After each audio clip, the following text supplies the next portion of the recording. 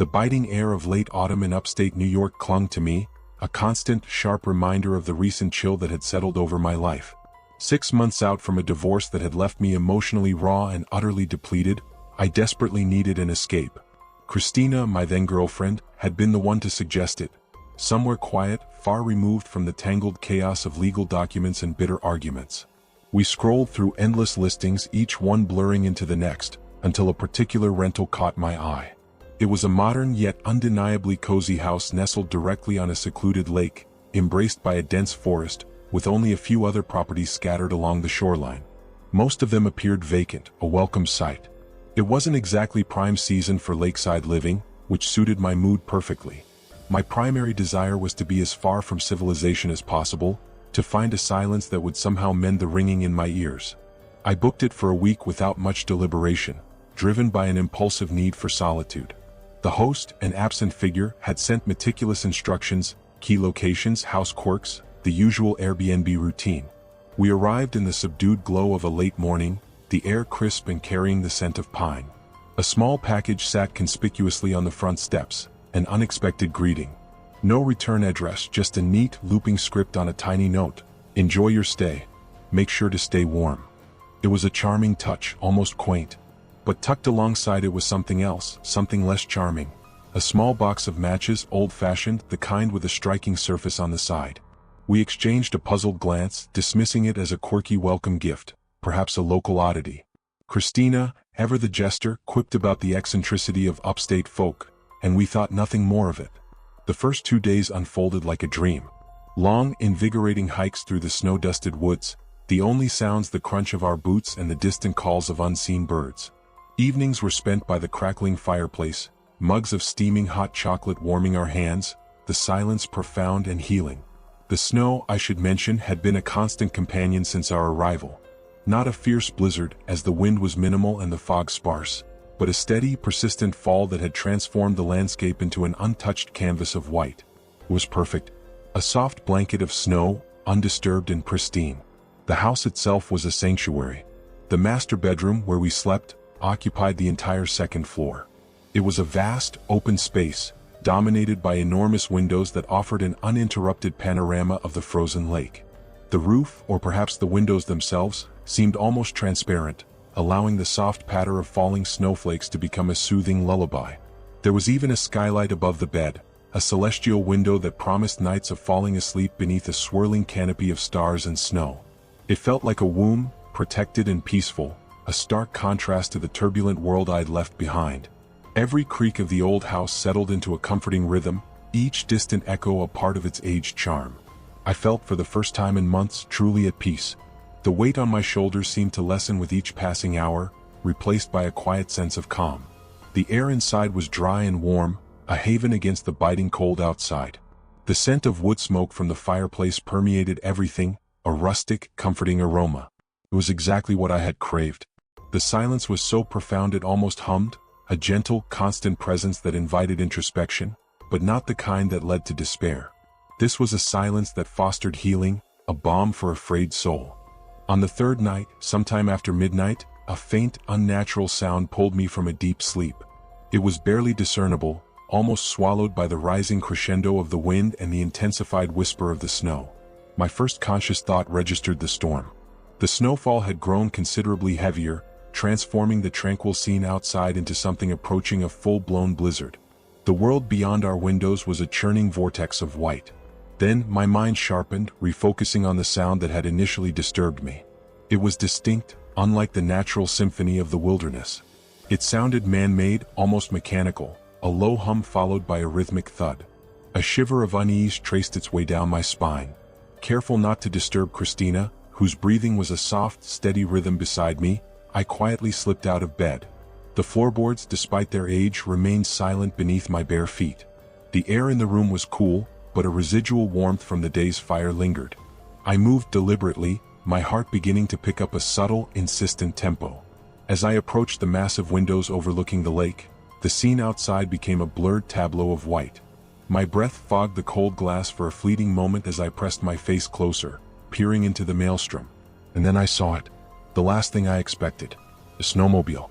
It moved slowly, almost cautiously, across the ice-covered lake. My initial reaction was a mixture of confusion and disbelief. Snowmobiles on frozen lakes weren't inherently abnormal. People navigated them all the time.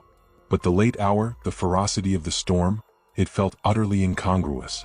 Visibility was poor, hampered by the relentless cascade of snow, but I could still discern its general shape. The driver, a lone figure, seemed hesitant, as if testing the ice's stability. My eyes strained, trying to make out details, but the swirling white obscured everything. And then, without warning, the snowmobile stopped entirely. I watched, transfixed, as the person dismounted, their movements jerky, almost frantic. They began to wave their arms, wide, sweeping motions, like someone in desperate distress. I couldn't hear anything over the howling wind, but I could almost sense their urgency. It looked as though they were shouting, their mouth opening and closing in silent appeals. A sickening realization dawned on me, chilling me to the bone. They were facing directly towards our house. Did they know we were here? Oh, the thought was absurd, impossible. Yet the image of their pleading gestures remained. Regardless of how they knew, it was clear they needed help. My heart pounded against my ribs, a frantic drumbeat. I turned from the window, shaking Christina awake with a gentle but firm hand. Her eyes fluttered open, disoriented. "There's someone outside," I whispered, my voice rough with a mixture of fear and adrenaline. "On the lake. They look like they need help." Her sleepy confusion quickly gave way to concern. I explained what I had seen, the snowmobile, the distress signals. Before she could fully process it, I was already pulling on layers of clothing, grabbing my warmest jacket and hat. The cold outside was a palpable entity, even from within the house. I laced my boots quickly, my fingers fumbling with the laces, the urgency of the situation overriding any lingering questions. "Stay inside," I told Christina, my voice firmer than I felt. "Don't open the door for anyone." She nodded, her face pale in the dim light of the bedroom.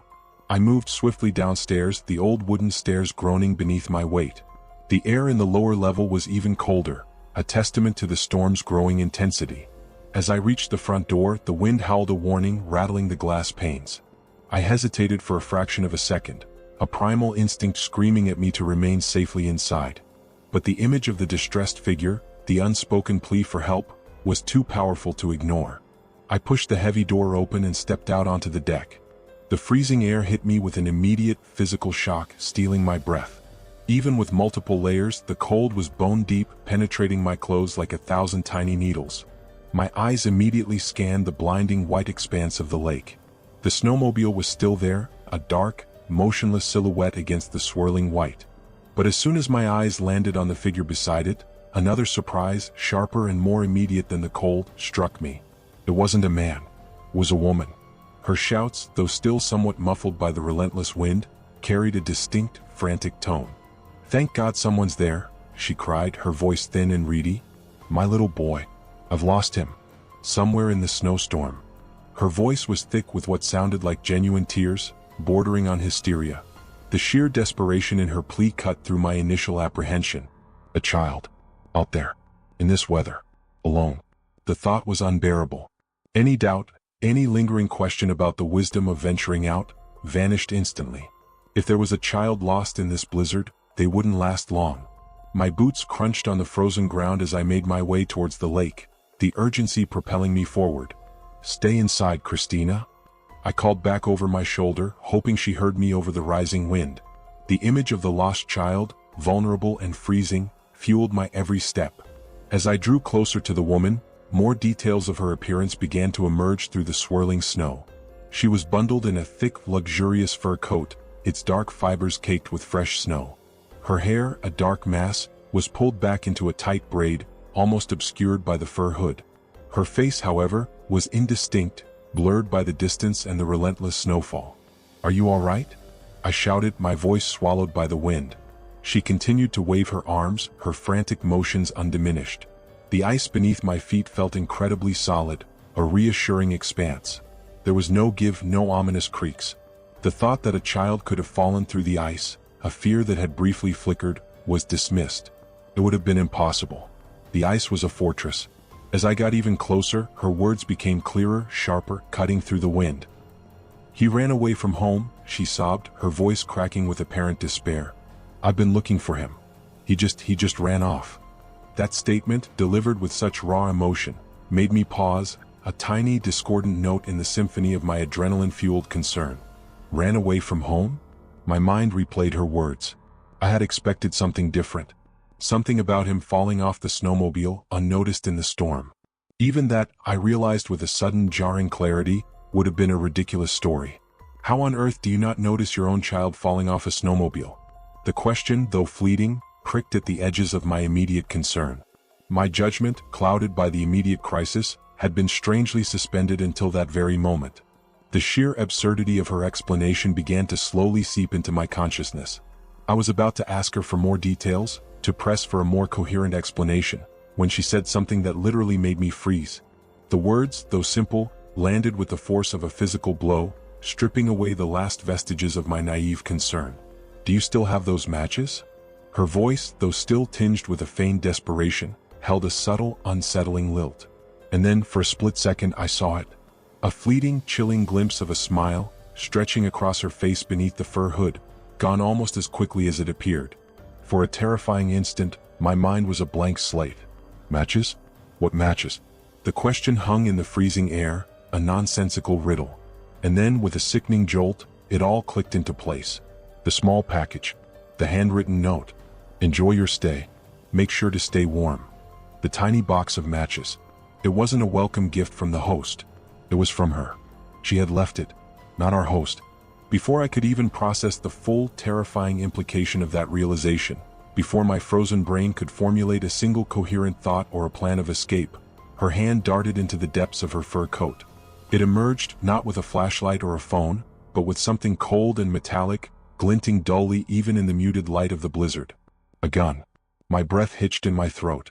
The world, which had moments before been a chaotic tableau of snow and wind, seemed to snap into sharp, terrifying focus.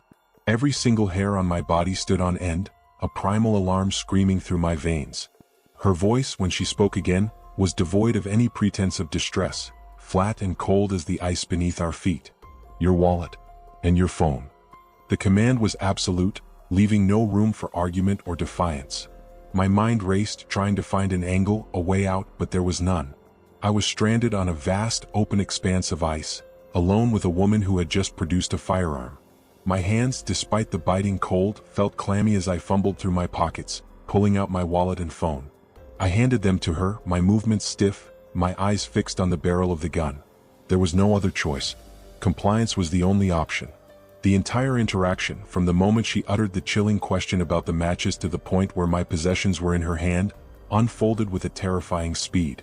It couldn't have been more than 30 seconds, a blur of ice, snow, and sudden, stark terror.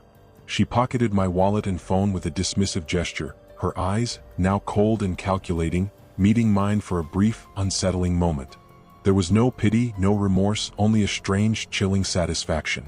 Without another word, without so much as a backward glance, she turned and climbed back onto the snowmobile. The engine, which I hadn't even noticed had been running on a low idle, roared to life. She twisted the throttle, and with a sudden surge of power, the machine lunged forward, kicking up a spray of ice and snow. In a matter of seconds, she was a rapidly shrinking silhouette, consumed by the swirling whiteout, disappearing as quickly and mysteriously as she had appeared. The only remnants of her presence were the churned-up snow where the snowmobile had been and the lingering scent of gasoline in the frigid air. I stood there for a beat, paralyzed by the sheer audacity of it all, my mind struggling to catch up with the rapid sequence of events. The cold had ceased to register. All I felt was a hollow, echoing shock. Then a surge of adrenaline, cold and fierce, finally broke through the paralysis. Christina. I had to get back to Christina. I spun around, my boots slipping on the ice, and began to run. I ran as fast as my legs would carry me, shouting for Christina, her name ripped from my throat by the wind. "Call the police. Call the police." The words were desperate, raw, carried on the frantic gusts. She was already on the phone, her voice a terrified whisper, when I finally stumbled back into the house, slamming the door shut behind me and fumbling with the locks, my fingers trembling so violently I could barely grasp the cold metal. The house, which had been a sanctuary just moments before, now felt exposed, vulnerable. I paced the living room, my body still shaking uncontrollably, every nerve ending screaming. My eyes darted to the windows, half expecting to see the snowmobile circling back, a phantom menace materializing from the blizzard. Each gust of wind against the glass made me jump, each creak of the old house amplified into a potential threat. Christina, still on the phone, was bordering on hysterical, her cries echoing in the once peaceful space. The police finally arrived almost an hour later, their blue and red lights flashing a muted glow through the thick veil of snow. By that point, the fresh snowfall had already become a relentless eraser, covering any tracks the woman might have left behind, swallowing every trace of her presence. Christina, her face streaked with tears, clung to me, whispering about the terror that had gripped her as she waited, alone, convinced that something far worse was about to happen. But for me, the raw fear had begun to give way to a simmering, bitter anger. I had come here for peace, for solace, to escape the very kind of jarring, disruptive chaos that had just invaded my life. A faint glimmer of hope, however, stubbornly flickered within me. I couldn't conceive of a logical way that woman could have gotten her snowmobile onto the lake. There were no obvious ramps, no discernible paths. My reasoning, though shaken, clung to the idea that she must have used some improvised method, something temporary that would be exposed, leaving a trail. I expected the police, with their resources and expertise, to at least find the abandoned vehicle somewhere, a clue to her identity, a tangible link to this bizarre, unsettling encounter. This assumption provided a fragile anchor in the stormy sea of my emotions.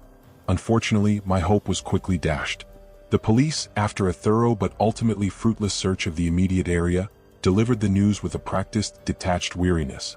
They had found an old, dilapidated boat ramp on the far side of the lake, almost hidden by overgrown foliage and heavy snow. Their best guess, they explained, was that she had accessed the lake from there, a less obvious point of entry that had eluded my initial frantic scans. My anger flared anew, hot and indignant. "But you have to keep looking," I insisted, my voice tight with frustration. "There has to be something. She left traces, she had to have." They repeated the same disheartening refrain, a wall of bureaucratic resignation. "There's not much more we can do, sir. Even if she left something behind with all this snow, we'd never find it." Their words were a blunt instrument, crushing my last vestiges of hope. It felt like a dismissal, a callous disregard for the terror we had just endured. With Christina's help, I desperately tried tracking my phone, using her device to ping its last known location, to activate any remote tracking features. But by that point it was already offline, a dead signal, a digital ghost. The woman, whoever she was, had been thorough. The one silver lining, a thin thread of unexpected kindness in the unraveling nightmare, was the Airbnb host. He refunded the entire trip, his voice on the phone genuinely sympathetic, a stark contrast to the police's professional detachment. He confirmed, with a tone of bewildered sincerity, that he knew absolutely nothing about a welcome package, let alone the matches. He sounded as shocked as we were, offering apologies and expressing his horror at the incident. But despite his apparent sincerity, something about the whole ordeal continued to gnaw at me, a persistent, unsettling itch. How could that woman have possibly known we'd be staying there? It wasn't a public announcement, just a simple Airbnb booking. And why go to such elaborate lengths? The theatrical distress, the false plea for a lost child, the chilling reveal of the matches, all for a simple robbery. A wallet and a phone? It felt disproportionate, the motive too small for such an elaborate, terrifying performance. My mind, ever prone to suspicion, couldn't shake the unsettling feeling that the host had something to do with it, or at the very least, was somehow involved in a way he wasn't admitting. I had no concrete proof, of course, just a gut feeling, a chilling intuition that refused to be silenced. I brought my suspicions up with Airbnb, detailing the strange circumstances, the package, the matches, the impossible knowledge of our presence. Their response was, as expected, a boilerplate expression of regret, a vague promise to investigate, and ultimately about as helpful as talking to a brick wall. They reiterated their terms of service, their liability disclaimers, their inability to delve into criminal investigations. It was a dead end. I know I've always been a paranoid guy, prone to overthinking and seeing connections where none exist. But for the longest time after that night, a dark, unsettling suspicion festered in my mind. I couldn't help but feel that my ex-wife, with her penchant for dramatic flourishes and her capacity for calculated cruelty, had somehow been involved. The thought, even now, ignites a furious heat within me. I could picture her face, a smug, satisfied smirk, laughing at my expense, reveling in my distress. It was an irrational and proven fear, fueled by the lingering bitterness of our divorce, but it was a powerful one nonetheless. I've since come to terms with how unlikely that possibility is, How improbable it would have been for her to orchestrate such an elaborate scheme. But the whole thing still doesn't make any sense. Even now, a year later, the questions echo in my mind, unanswered and unsettling. Why would someone go to such lengths for a wallet and a phone? Unless, of course, they were seriously messed up in the head, finding some kind of sick, twisted pleasure in the fear and confusion they inflicted. That chilling thought, more than anything else, is what truly disturbs me. This happened last summer when I was 20 years old. My name is Kevin, and the story I'm about to tell you revolves around my friend James. James comes from a family of significant wealth. His father, an IP lawyer, works on sensitive contracts for the US government or something equally clandestine. They own an absurd number of properties scattered across the country, and even a handful internationally. That's the kind of wealth we're talking about, the kind that grants you access to a world most people only dream of. One of their many houses sits on a relatively large, yet profoundly secluded lake. The lake isn't so vast that you can't make out the houses on the opposite shore, but swimming across its entirety would be an Olympic-level feat. James's parents, often traveling or occupied with their myriad ventures, were rarely around, granting him virtually unlimited access to this particular house. And with permission, of course, he frequently invited friends over. There's something about being out on a lake, a feeling of untamed freedom, an almost invincible quality. It's distinctly different from the ocean, more private, more exclusive. I can't quite articulate it, but it's a feeling I aspire to replicate one day, to achieve enough success to own a slice of that secluded lakeside paradise. As I mentioned, the lake itself was quite secluded. Grand, opulent houses lined its perimeter, but most of them, ironically, sat dark and empty, shadows against the deep blue water. Many were vacation homes purchased by people who rarely, if ever, used them. It was a shame, really, such beauty left largely uninhabited. But there were upsides to this eerie quiet. The absence of nearby neighbors meant James could throw the most outrageous parties imaginable, unconcerned by the threat of noise complaints or police intervention. This particular night, however, was different. It wasn't one of James's legendary raucous gatherings. It was just the two of us, seeking a more chill, subdued evening. I had recently gone through a brutal breakup with my girlfriend of 3 years, and I was in desperate need of some solid bro time, a reprieve from the emotional wreckage of my personal life. We were nursing a few beers out on the dock, the setting sun painting the sky in hues of orange and purple, when I noticed it. A flickering light, dancing across the far side of the lake. I couldn't pinpoint the exact time, but the twilight was deepening. At first, I dismissed it as a trick of the light, the sun's last rays perfectly reflecting off some unseen object directly into my eye. But even when I shifted my head, tilting it from side to side, the persistent flicker remained. It was a rhythmic flashing, like someone repeatedly turning a light source on and off. I nudged James, directing his attention to it, and together, we became fixed on the distant light, our minds racing, trying to decipher its meaning. Took us a moment, but then it clicked. The flashing wasn't random. It followed a distinct pattern. 3 short bursts, followed by 3 longer ones, then 3 short ones again. I felt a pang of ignorance, embarrassed that I didn't immediately recognize it, but James, with a snap of his fingers, declared it Morse code. I stared at him, incredulous. "When in the world did you learn Morse code?" I asked, genuinely baffled. He grinned. "I don't actually know it," he confessed, "but I know what 3 short, 3 long, 3 short means." He paused for dramatic effect, then delivered the punchline. SOS. My immediate reaction was disbelief, a sarcastic bullshit. I pulled out my phone, ready to prove him wrong, to debunk his unlikely claim. But to my surprise, a quick search confirmed it. He was right. Perhaps I was naive, unversed in obscure knowledge, but the realization sent a small shiver down my spine. The flashing continued for another minute or so, relentlessly repeating the pattern before abruptly stopping. James and I just sat there, staring at the now dark expanse, the silence pressing in around us. What were we supposed to make of it? Could have been a joke, some misguided prank. But there was always that nagging, unsettling chance that someone was genuinely in trouble. James, ever the impulsive one, immediately suggested calling the police. But I quickly reminded him of our current predicament. We'd been drinking and we were both underage. My own situation was already precarious. I was actively fighting a DUI charge at the time, and the last thing I needed was another run-in with law enforcement. He wasn't thrilled with my hesitation, and I could see the internal struggle on his face, torn between wanting to help and avoiding legal trouble. We tossed around various theories, none of them fully satisfying. A kidnapping? Someone fallen and injured? But if it were serious, Why wouldn't they have just called the police themselves? The lack of a clear, rational explanation only deepened the unsettling mystery. We'd always been the adventurous, slightly delinquent type, drawn to the thrill of the unknown. So, after a few more moments of strained silence, we made a collective, ill-advised decision. It was worth checking out ourselves. If it turned out to be genuinely serious, we'd call the police then. We retreated back inside the house. James's younger brother, a somewhat odd kid, had a collection of switchblades scattered around his room. We grabbed a few, more for a sense of false security than any practical use. James, ever confident, declared himself fit to drive, suggesting we take his car and drive around the lake to the mysterious house.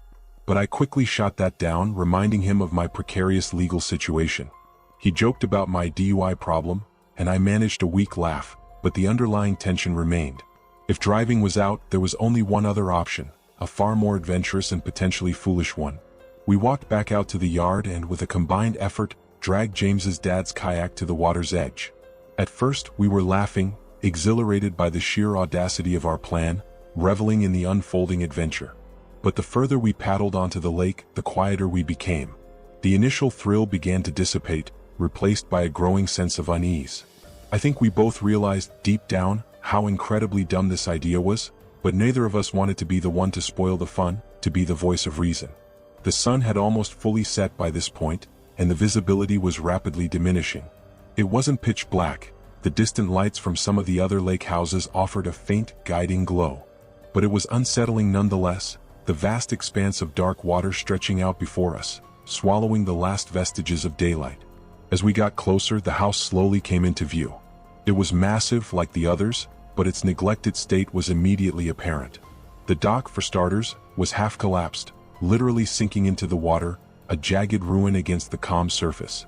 The flashing light had also ceased, which in hindsight, was a bad omen. We had planned on tying the kayak to the dock, but that was clearly impossible now. Fortunately, the yard wasn't too high above the water, so we carefully beached the kayak on the rocky shoreline, our boots crunching on the loose stones, careful not to slip.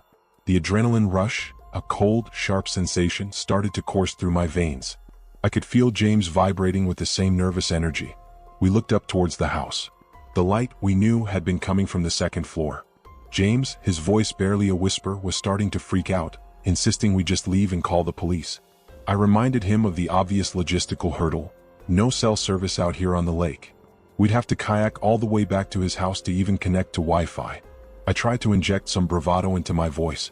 "We've explored a million abandoned buildings before, James," I said. "This isn't really that different." He wasn't thrilled with that logic, but after a moment of tense silence, he reluctantly agreed. "Believe me, I know how incredibly foolish this was. Everyone I've told this story to since has shared that same opinion. But I've never been one for good decisions, and neither, it seems, is James." We didn't approach the front door. That would have been an act of suicidal recklessness. Instead, we crept stealthily around the perimeter of the house, our shadows long and distorted in the fading light. Finally, we found a window slightly ajar on the ground floor. With silent, practiced movements, we slipped inside. The interior was unsettlingly empty. Not just abandoned, but stripped bare. There was no furniture, no discarded junk, no lingering signs that anyone had ever lived there. The floors and walls were completely bare, echoing with an oppressive silence that pressed in on us. We moved cautiously through the desolate rooms, our eyes scanning for the stairs. No one was in sight, and each room we passed was as stark and empty as the last. We finally located the staircase, a wide, creaking ascent into the shadows. Slowly, deliberately, we made our way up, each step an amplified intrusion in the profound quiet. I made a mental note of where the open window was, a potential escape route, a small anchor of reassurance in the unsettling void. We moved silently down one of the long, empty hallways until we reached what I assumed was the room where the light had originated. I pressed my ear against the cold, unyielding wood of the door. Nothing. Not a sound. I glanced at James, his face pale and tense in the dim light. He nodded, a silent signal of agreement. I carefully pushed the door open. The room, like all the others, was empty, with one chilling exception. By the window, perched on a makeshift stand, was an old projector. Its lens, a single, unblinking eye, was aimed directly at the lake, specifically at the area where we had seen the flickering light. Alarm bells, sharp and insistent, immediately began to clang in my head. This wasn't a distress signal. This was a trap. Someone had set this up. Deliberately. James, I realized with a sudden jolt, must have come to the same terrifying conclusion. Without a word, without even a glance back, I heard him start sprinting, the sound of his frantic footsteps echoing down the hallway, not even attempting to be quiet. My own primal instinct screamed at me to follow. I turned without another thought and bolted after him, my heart hammering against my ribs. As we were pounding down the stairs, a new sound erupted from the room I had just left. A door, presumably a closet door, swung open with a muffled thud, followed by the rapid, heavy thumping of footsteps. They were bounding down the stairs after us, getting closer with alarming speed. We burst through the house, retracing our steps to that first window. James scrambled through, his body a blur of motion. I was right behind him. As I was half climbing, half falling through the window, I heard those footsteps again, closer now, gaining on us, thundering down the stairs. I didn't even look back. I just propelled myself through the opening and landed heavily on the rocky ground, immediately sprinting to catch up with James, who was already down by the lake's edge. As I ran, I heard him curse, a sharp, choked sound. And then I quickly realized why. The kayak. It was gone. My eyes darted to the side of the house, and there, silhouetted against the dim light, was a person. They were running towards us incredibly fast. I couldn't get a good look at them in the twilight, but they were large, definitely an adult, their movements fluid and predatory. I instinctively pulled out my switchblade, the cold metal a small, flimsy comfort in my trembling hand, ready to defend myself. I expected James to do the same, to stand and fight. But instead, he turned and, without a moment's hesitation, jumped straight into the freezing lake, sneakers, hoodie, everything. I didn't even think. I just followed. The water was an immediate, brutal shock, a bone-chilling embrace that stole my breath. But I didn't care. I swam as fast as I could, fighting the burning sensation in my arms and legs, the frigid water sapping my energy with every stroke. We swam towards the faint light from James's house, which looked like it was miles away, an unreachable beacon of safety. The swim felt endless, a desperate struggle against the cold and the vastness of the water. But powered by pure, primal adrenaline, we made it. By the time we dragged ourselves onto James's dock, I thought I had hypothermia. My teeth chattered uncontrollably, my muscles spasmed, and I don't think I've ever been that cold in my life. We stumbled into the house, soaked and shivering, locking every door, every window before finally calling the police. It took them almost an hour to show up, an outrageously long time given the circumstances. When they finally did, they went straight across the lake to investigate. They were over there for a while, a muted ballet of flashing lights and indistinct figures. But when they came back, they told us exactly what I expected to hear. No one. They confirmed the house had been abandoned for years. No signs of recent occupancy. No footprints in the mud around the dock. No gear, no personal belongings, nothing. Just an empty house. They weren't happy with us, delivering the usual lecture about why we hadn't just called them in the first place, about the dangers of vigilantism. James's parents were even more pissed when they found out, threatening to sue the town for allowing something like that to happen and the police for refusing to investigate further. As for me, I still don't know what happened that night. I don't know who was in that house or why they set that trap, or what they planned to do if we hadn't run. And honestly, I don't think I want to know.